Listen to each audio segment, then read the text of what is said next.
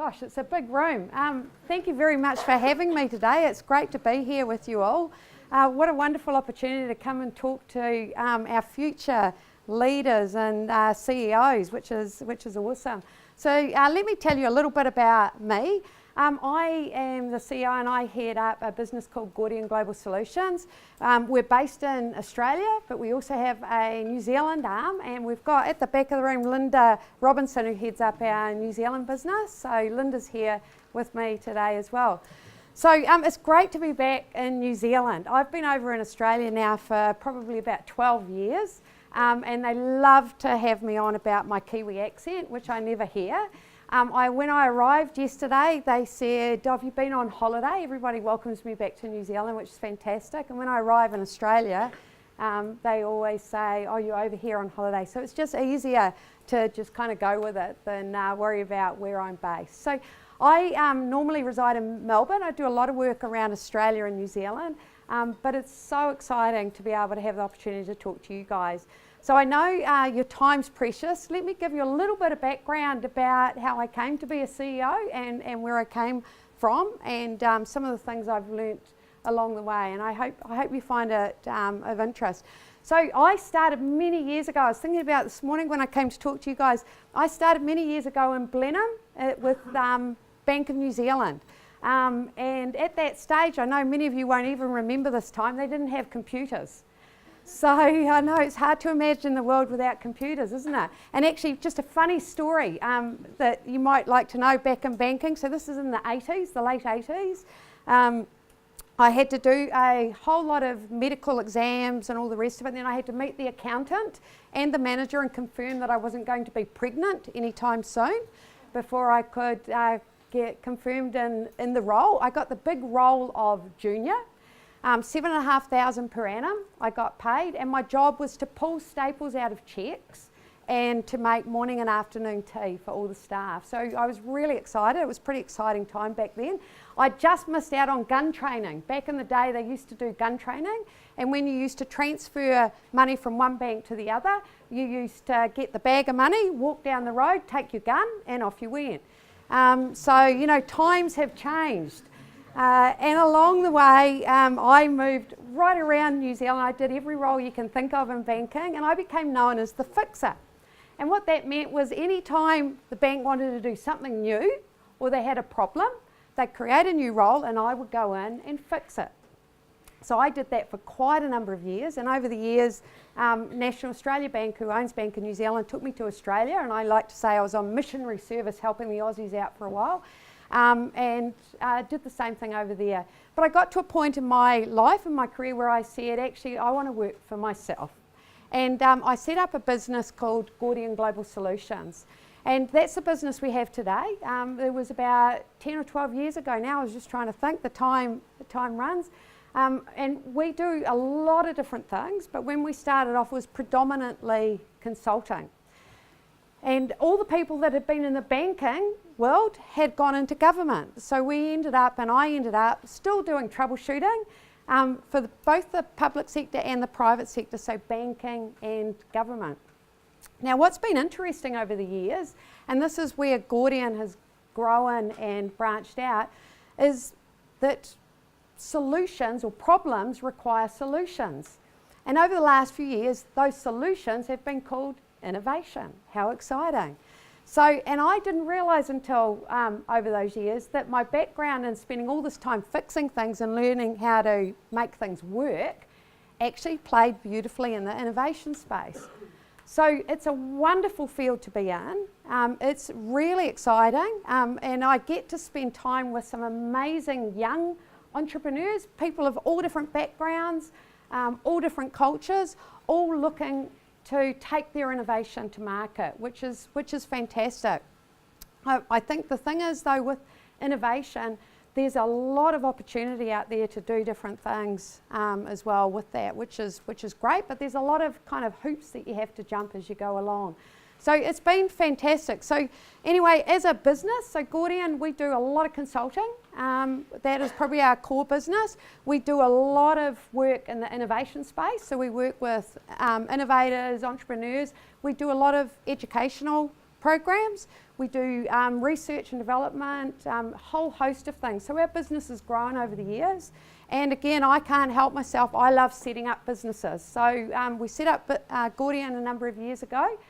Since then, I've set up about I've lost track, 7 or 8 new businesses based all over the place. And we're having a lot of fun. So I thought today what would be great is I reflected on the opportunity to talk to you as CEOs and understand kind of the key things that have been important to help me as a CEO of a business, and thought I'd share those with you. So hopefully I push the right button. Let's see if we go. Oh, there we go. Okay, so innovation. It's really exciting time. Technology is changing the way we do business at a speed we've never seen before. And what's exciting about that is there's a lot of opportunity. The wonderful thing with young people such as yourself is that you look at the world with fresh eyes and you look and understand all the possibilities that are out there. Some of the trouble that major organisations have with innovation is that they sit in a paradigm and they only know the world as they see it today. The wonderful thing with yourselves is you look with fresh eyes and go, what if we did something, right? So it begins in wonder. So what I wanted to do was give you kind of 5 takeaways that I think are important as a CEO. When you're running a business and as a leader of that business, what are key things that I felt have been important to me over the years, and hopefully it will share some insights for you as well. First one, passion. Now, one of my passions is animals, so that's another story. It's so important to understand what you're passionate about, right? Because if you want to do this, you're running your own business and a leader, it's great to be working on something that you really have a passion about. It doesn't always happen the way you think it will. Many, many years ago, I actually wanted to be a vet, and it didn't quite happen that way, but the upshot is I do a lot of work working with animal shelters and animals now as well. And I also wanted to work with younger generation because I spent so many years helping organisations fix problems. I said, wouldn't it be great to be able to work with the younger generation that are coming through that actually set up the world of the future? And so for me today, I'd like to thank you all because this is my opportunity to bring to life one of my passions, which was to actually be able to talk to our future generation. And that's you guys, which is awesome. So passion is important because passion, in my mind, is what gets you out of bed in the morning. It's the stuff that really drives you forward. And it's really important that that passion, you hold that vision, that belief, that self-belief in what you're wanting to do. So passion would be number 1. You're going to get all the animals today because I thought, how do I bring my 2 passions together? The young generation, the animals. Wise. Okay, wise. It's an interesting word. Let me explain it. Smart is one aspect, wise is another. And I think the key thing here as entrepreneurs, as playing in the innovation field and as CEO, you need to be wise. You need to be wise about yourself, what you're good at, what you may be not so good at. You need to be wise about the people that you're working with, and you need to be wise about your potential customers and clients. Let me give you an example. Often I get to talk to people about their innovation that they've created and who they're going to pitch that innovation to, right? One of the things that we need to be wise about, for example, is how we come across to the people we're talking to. So if you're going into a corporate environment and you roll up in jeans and a t-shirt, people make a judgment in 30 seconds, right? So wise means not only what's happening for me, but wise is also wise to our market, wise to the people we're dealing with, just thinking broadly about all the different people that can help and support us and how you come through in that. So again, wise also brings up things like self-awareness. And what I mean by that is how you come across as a CEO in a business. You often are leading your team. And even though you might be having a bad day, it's so important that you have that awareness around how you're coming across to actually support and help your team and your people. So wise plays many, many different aspects, yeah? And I'm always thinking about it. Adaptive. Boy, when I left banking and set up my own business, I had it all sorted. I had the perfect roadmap. I knew exactly what we were going to do. I knew exactly what Gordian Global Solutions was going to do. Who thinks it went anything like it? No, not even close. I had it. I'd spent years telling organisations how to do strategies and all the rest of it. Now I was passionate. I knew what I was passionate about, and I knew I could help. But things didn't work exactly the way I thought they would. In hindsight though, now that I look back, it was absolutely perfect, right? So we have to be adaptive. We have to be able to understand that we have a plan, we have a vision, we have a view of where we're going as a CEO and what we want to do, but we have to be adaptive. We have to be adaptive within ourselves, we have to be adaptive within our team, and we have to be adaptive to the market. Another quick example, and I don't think it's breaking any commercial sensitivities. I was doing some work with ANZ over in Sydney about 12 months ago, and they were looking, well 18 months ago now, they were looking to sell their business, ANZ Wealth, and I was actually dealing with the managing director, and the key thing there is she said, Trace, whether we do or don't sell our business, I want at the end of 6 months all our people to have learnt something. And I said, no problems at all, we can run workshops, we can, you know, whatever you like. And she goes, can you do anything digital? Digital's the latest flavour, right? And so I had to be adaptive. And I said, of course we can, no problems, right? And so I walked out and said, right, we've got to do something digital, where do we start? What that's done is 18 months ago, we developed digital application, digital bite-sized learning, digital training, right? That we didn't actually realise there was a whole market there for.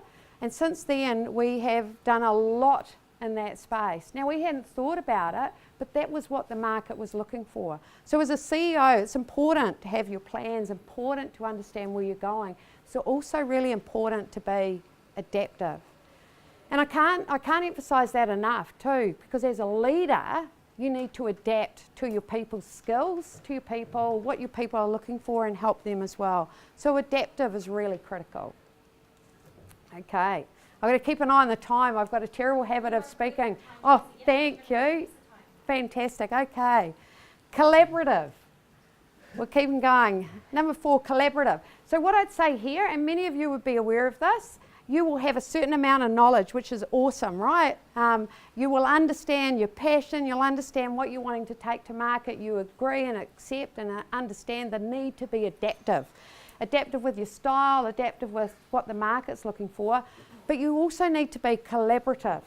And I think by now you will have noticed that what I talk about each time I talk about each of these key insights, I look at what does that mean for me as an individual, as a CEO? What does collaboration mean? I have to be able to work with others. What does that mean as a team? How do we work together as a team and collaborate? Because the CEO is the key leader and they need to be able to collaborate. And also in the broader market, how do we collaborate? Now that collaboration can be on a number of fronts.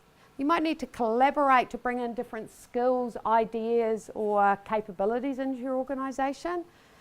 You might need to collaborate to actually take your product or innovation to market, right? So who are the key partners that you can collaborate with? And along the way, you might find partnership opportunities where your innovation has a synergistic relationship, meaning that it goes well with somebody else's innovation, that you can take it to market together. So collaboration is really, really important because we can't do everything. I'd like to say we can, but we can't do it all ourselves. So collaboration is really important. I go off on tangent. I will keep an eye on you, so I know you've got a busy day and I want to take up a little story, a New Zealand story. I often use this in the corporate space, but I want to share it with you today. Many years ago, a little pharmacy down in Blenheim.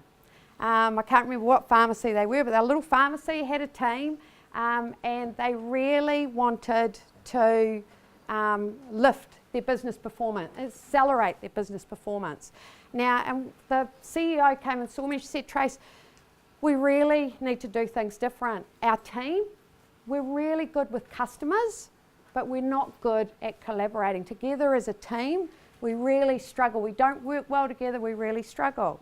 She said, can you help me? Can you do something for us? So I got together with the team. We had an off-site for the day, and I put a challenge to them. And I said, do you reckon you could be the best pharmacy in the world? Like, people will fly from all over the world to come and see you. And anyway, they just looked at me in absolute horror and like, where has this woman come from, right? So anyway, so then I had to tone it down. I said, okay, how about we say, could you be the best pharmacy in New Zealand? People talk about you. You are ranked the #1 pharmacy in New Zealand. After I'd put the world challenge out there, they decided New Zealand was, you know, a far better target than the world. So they said, yeah, okay, well, we'll have a go at that, right? But the key thing here is they couldn't do it on their own, right? They had to work together as a team. They had to collaborate. So what we actually did was we got them to work through what that would look like. We actually got them to think about how that would work, what we must do as a team, how we need to collaborate together. And you know what? At the end of that year, so it was about January, I remember, because it was in Blenheim, we were at the wineries, it was lovely and sunny, but anyway, I digress. At the end of the year, they won the best regional pharmacy in New Zealand, and they won it 3 years running. And I'm telling you that how they did that was collaboration, right? Working together, holding a passion, holding a belief, and having that self-belief that we can do this. But of course, you had to have the planning and the things that went around it, right? Now, I didn't know they were going to win. I mean, I just love telling the story, right? Because it shows what a group of passionate people can do together. But it's all about collaboration. So anyway, that was a story I love. And it's how we work together. And be brave. So I have a little Jack Russell, so you'll see themes that come through. I actually have two. I've got to tell you another quick funny story. I said to Jessica and Tony today, I can't believe it, I've got a house full of rescue animals, and in the weekend one of my little cats launched off my face and scratched my face. I had blood all over my face in the weekend, and I thought, I've got to front up and see you guys with scratch marks all over my face. Anyway, back to the story. Brave. Okay, so let's start with you as a CEO. As a CEO, you're the leader, right? And people are going to look to you. And sometimes you have to make the brave calls. You have to make the brave steps. You have to step into the unknown. And it's not always an easy place to be. I can tell you that because I'm grey. I've been grey for too many years now. But the thing is that you've got to, if you hold that passion and you hold that self-belief and self-confidence and be brave, you know, just know you can do it. Just know you can do it, because people will look to you as the CEO and the leader, and they will look to understand, well, what's this person displaying? You know, the words that come out, people actually look more at your body language. I can't remember the numbers. It's something like 80% of your communication is all about body language, right? It's only about 5% or 10% of the words that you use people actually hear. And again, I will digress just briefly on that point, because if you are presenting, I did a presentation a few years ago in France. I spent half an hour talking on transformation, got a standing ovation, applause, and then the amount of people that came up and said, we never understood a word you said, but we loved your presentation. So anyway, it's all about how you come across. So you have to have that passion, that belief, and be brave. Sometimes somebody's got to step in and say, we can do this, right? And doing this sometimes is stopping things. I've been working with a couple of entrepreneurs recently, and one of the brave calls they had to make was they put all this work in and they had to make the call and say, we need to stop. So brave is a number of things. Sometimes brave stepping into the unknown, but sometimes brave is, you know, saying we've got to stop here too. Brave also for me talks about going to market with something unusual, different, innovative, and putting it out there, right? And if you're passionate about it and you believe in it, it will come across when you're talking about it. So often people say, you know, how do I take these things to market? How do I actually take my idea or concept and actually bring it to life? And how do I then find the right clients for it? Well, brave is a big thing, because first off, you've got to start, right? You've got to step into it. Secondly, you have to actually get people to buy into what you're wanting to do, right? So that brave piece is absolutely critical. So, and I look around the room and I can see all these amazing faces. So I know that's not a problem for you guys, but that's one of the things I would say there. So just to kind of summarise, as I said, look, I congratulate all of you in being CEOs. That's a massive stance and straight off the bat, and just brave in its own right. The second thing I would say is that, you know, take the time whenever you're doing anything to have that self-awareness around how you're coming across, because as the CEO and the leader, they're going to look to you. It always starts with you, and whether we're conscious or not conscious about it, people are noticing what you're doing, how you're doing, and how you're coming across. When you're taking things to market, it's really important to be self-aware and understand what's happening as well. And I hope that these 5 points really resonate for you and help you with the future. I think one of the things too that I'd like to touch on is that we've had the opportunity to work with the YES program, and we, off the back of all the work we did with ANZ, see, we now have a digital one. So some of you may have heard the Change Space. What we've done is put some bite-sized information in, and we're working with a lot of schools to help ground innovation. And I think the key thing here is, and I just really want to reiterate this point, self-belief is so important, because in this space it's not always easy, and it can take a mental toll, and it can take an emotional toll, and it can take a physical toll, right? So it's important to find mentors, coaches, and people that are around that you can share with, that you can connect with, and that you can talk to about those things as you go through it. Because over the years I've failed as much as I've got it right, and that can take a toll. So it's really important to have that ability to have people you can talk to and connect with. So if you haven't seen the Change Space, I think Linda's coordinating over here in us here in New Zealand for us. We're having a lot of fun working with schools. I really appreciate the opportunity to talk to you today. I try to close off now before I run out of time. So thank you for that, and I really appreciate it. Any questions? We still have time for questions. Look, what a wonderful question. Did everybody hear that? As business leaders, how do we foster an innovation in the group? Yeah. I think the key thing is setting up a group where everybody has a voice. Because one of the things that's important is we all have different styles. Sometimes someone would say, a screaming extrovert, so I have no problem talking. But some people come from quite a different style, which is they actually work better individually. So I think when you're working on innovation, it's so important to get everybody's views and insights and thoughts. So one of the critical things, I think, is how you actually allow people to have a voice in a way that works for them. And as the CEO and the business leader, is actually making it safe for people to be able to do that. No idea is a stupid idea. I always say that, I think, and that's the thing, and it gives people an opportunity to put ideas forward. So I think hopefully that helps. Yeah. So just in case you didn't hear that question over there, how do you foster a safe environment? So just saying all ideas are welcome and all the rest of it, not everybody feels that way. You know, again, that's a great question. And the reality is that giving everybody an opportunity to actually talk and setting some ground rules. Often we set ground rules, so we say, what are the kind of ground rules we as a business are going to operate under, which says everybody has a voice. We all agree these, right? So you agree up front, what are our ground rules? We all have a voice. Everybody's opinion is valued. We collaborate, we work together as a team.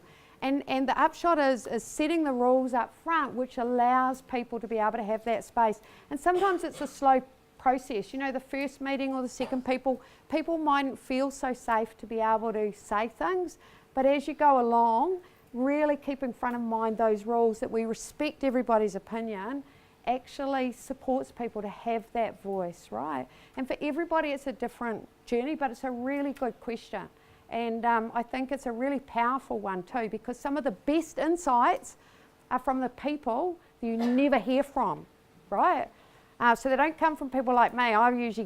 I think and say things all at the same time. It's usually the people that have actually gone away and been really quiet.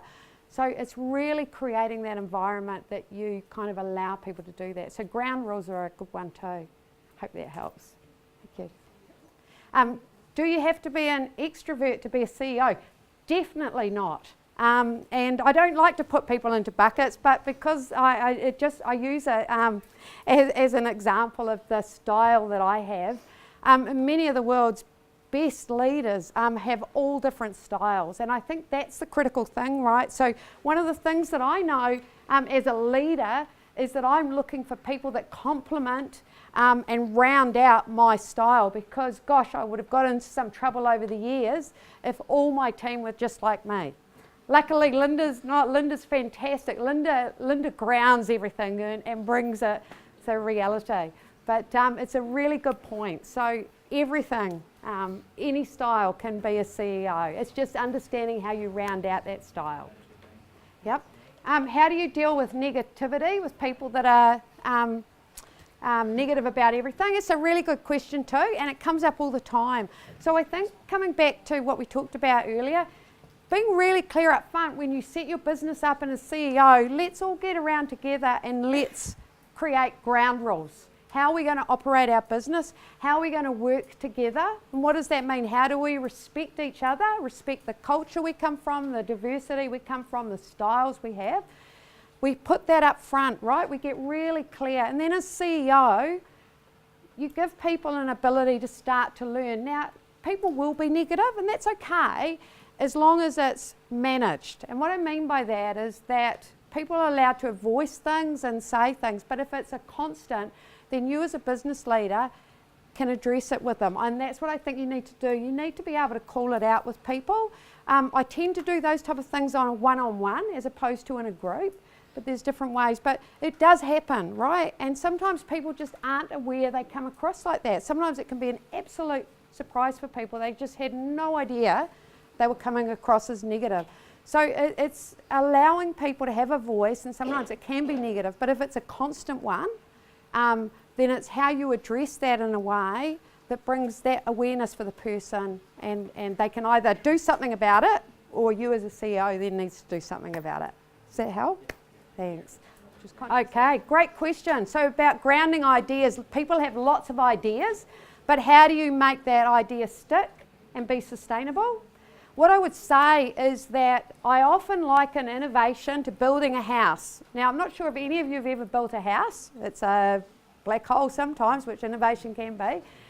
It seems to take forever to get the foundation done, to get the ground and the foundation laid. But as soon as you have the foundation done, the building goes straight up, right? It's the same with innovation. It's important that you do the groundwork. And I'm dealing with an entrepreneur at the moment who's spent a year going, they've done a lot of things, but the upshot is I'm bringing them back to the foundation, because that first part, that feasibility, is this idea feasible? Does it make sense? Is there a market for it?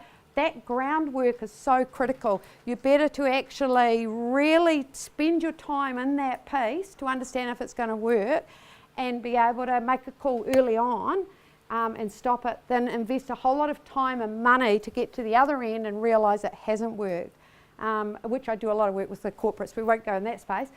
Sustainable, liken it to the house. The best model I can keep telling you is liken things to building a house. If you build a house on shaky ground, it won't be sustainable, right? You have to have done all that foundation work up front and made it real solid foundation, which actually supports the ability to sustain the model. So I'm sorry that's quite broad, but if you think of the house scenario, it might help. Cool. Thanks. Thank you very much, everyone. Really appreciate it.